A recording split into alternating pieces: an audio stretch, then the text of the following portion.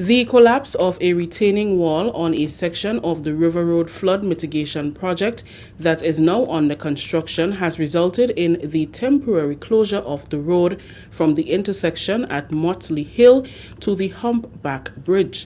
The section of the road that has failed is between the Stills Bridge and the River Road Post Office. Desmond John of Sonrise Construction Company Limited spoke with GIS about the cause of the problem and plans to fix it. We have constructed 50% of the wall in the area where we have the impediment right now, and as we continue to excavate, the wall that was existing, which had no integrity, actually slide into the river.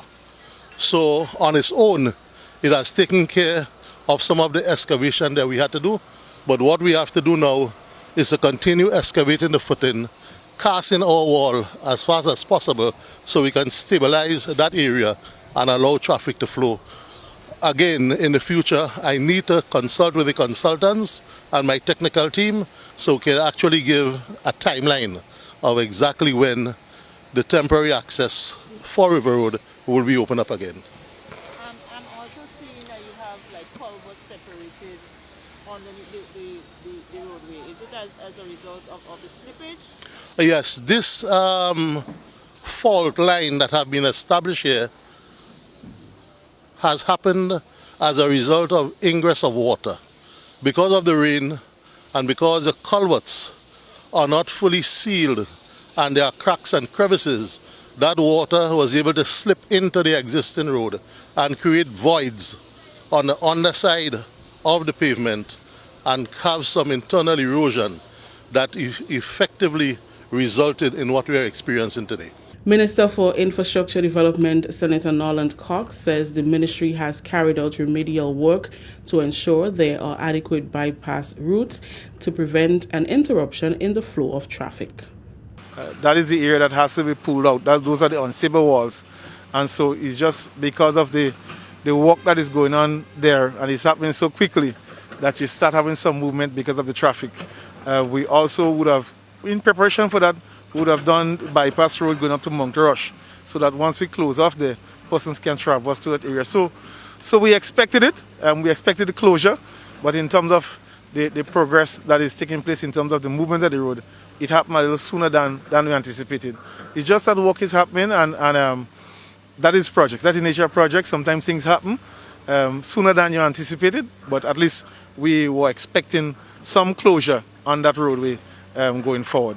So it's just that we're just moving place quickly with it. The police is with us, and we're going to engage the public as we have always do, persons in the area, and they expect some inconvenience, and we ask them to continue to work with us to ensure that we implement this project successfully and safely.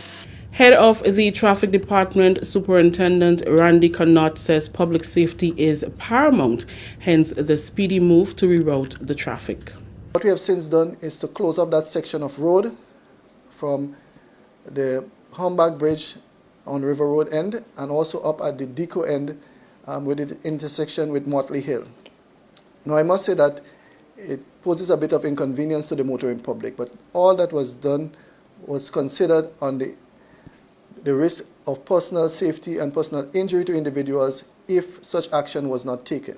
And definitely we had to provide an enabling environment for work to continue in that area so that the necessary remedial action that was required can be undertaken in a safe environment.